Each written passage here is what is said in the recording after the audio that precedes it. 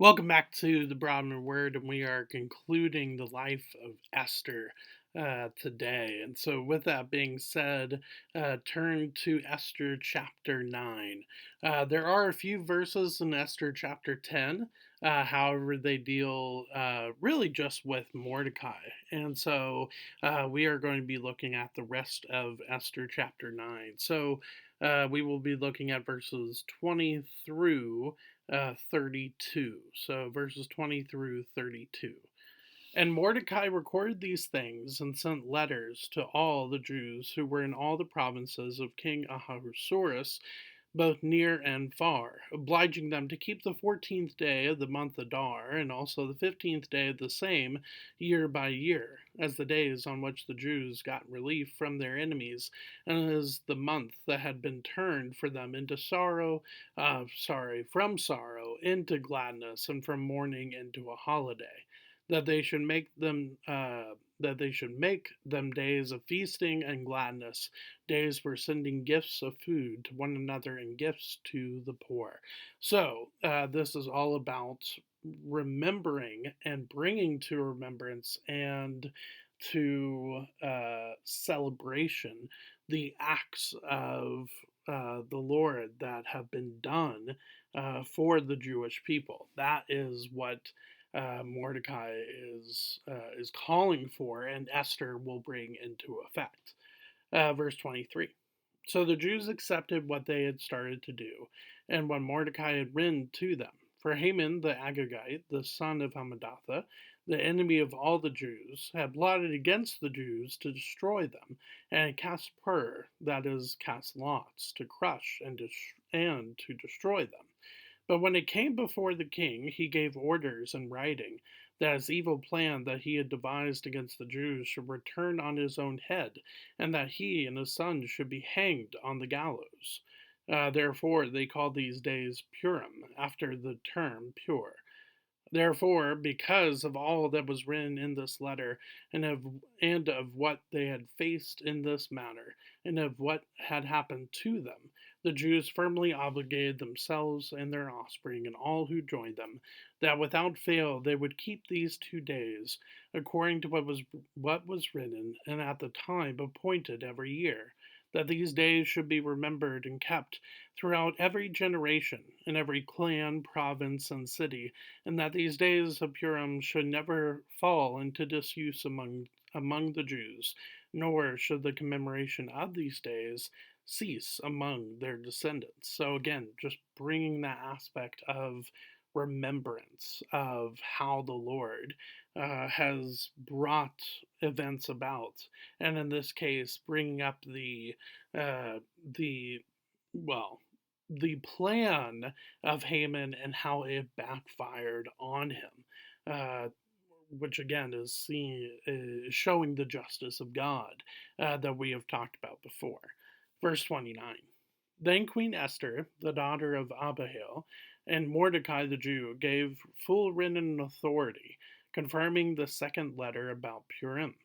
Letters were sent to all the Jews, to the 127 provinces of the kingdom of Ahasuerus, in words of peace and truth, that these days of Purim should be observed at their appointed seasons, as Mordecai the Jew and Queen Esther obliged them, and as they had obligated themselves and their offspring with regard to their fasts and their lamenting.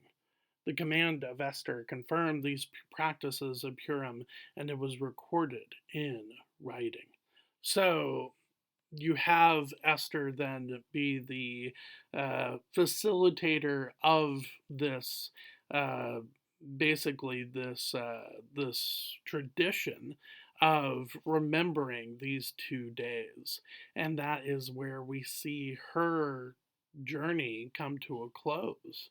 And for me, as we wrap this up, It's a couple things. So first off, when it comes to this passage specifically, it is very, very important to remind ourselves what the Lord has done for us. So take time in your Christian walk to remind yourself what the Lord has done for you. Yes, at the very minimum, it is salvation, but it could also go further than that. The fact that He has rescued you from addiction, the fact that He has rescued you from just hanging out with the wrong crowd, the fact that He has rescued you from a vocation that was leading nowhere, and that was, well, actually making your life worse, and not helping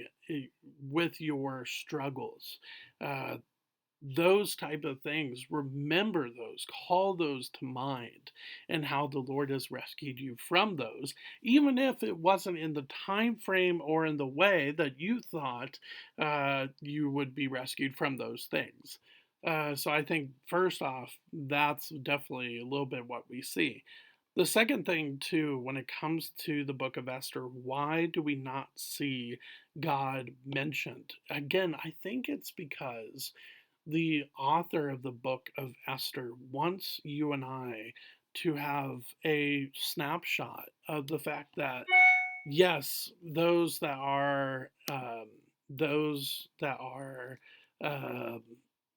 available, or sorry, those that are going throughout their Christian walk today, they do not get to hear the voice of God audibly, um, like some were able to in Scripture. But Esther, from all intents and purposes, doesn't seem to hear from the Lord audibly as some did, and yet,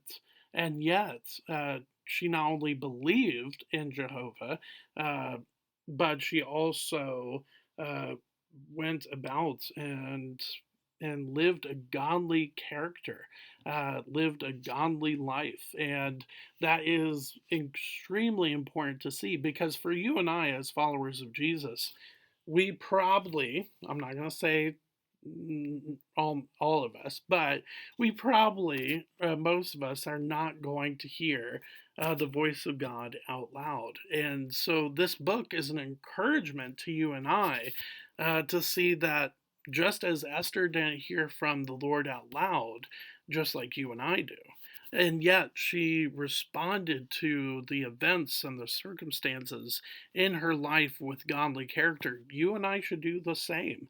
Absolutely. And so for me, I think those couple things, one for the specific passage and then one for the life of Esther as a whole, are the things that we should remember and put into practice when it comes to the life of Esther. So, with that being said, thank you for spending a little bit of time here with me with the Brahmin Word, and I will see you next week. Thanks.